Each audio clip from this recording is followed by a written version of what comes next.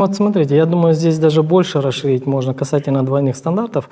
То есть сейчас вот даже когда я ввел некоторые вопросы касательно платка, то есть люди подходят к вопросу платку, игнорируя нашу историю, говорят о том, что это арабская культура, да? То есть тогда, как мы понимаем, что в казахском языке очень много арабских слов, в казахской культуре много вопросов, которые пришли с ислама. Ислам пришел, как говорится, со стороны арабов, да?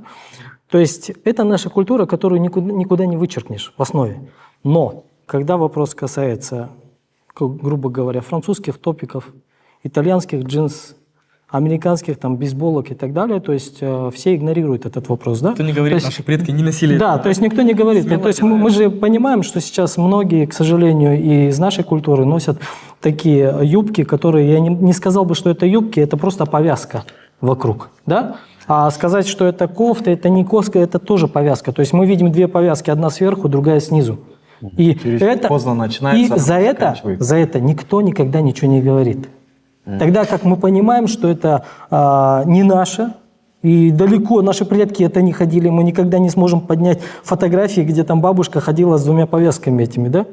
Но при всем при этом, даже имея исторические фотографии, где наши бабушки носили платок, к сожалению, идеологическая такая точечная пропаганда била именно по нашему национальному именно колориту нации. То есть я вам даже скажу, что славяне, то есть русские, да, они менее агрессивно подходят к вопросу платку.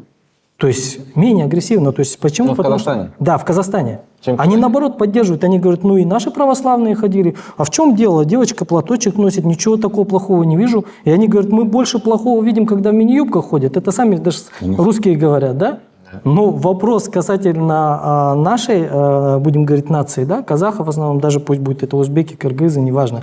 То есть здесь идет очень сильная агрессия именно внутри нас. Почему? Потому что это точечно били. Русские, может быть, не замечали, как это били. И сейчас мы отторгаем, по казахам, мы отторгаем то, что принадлежит нам.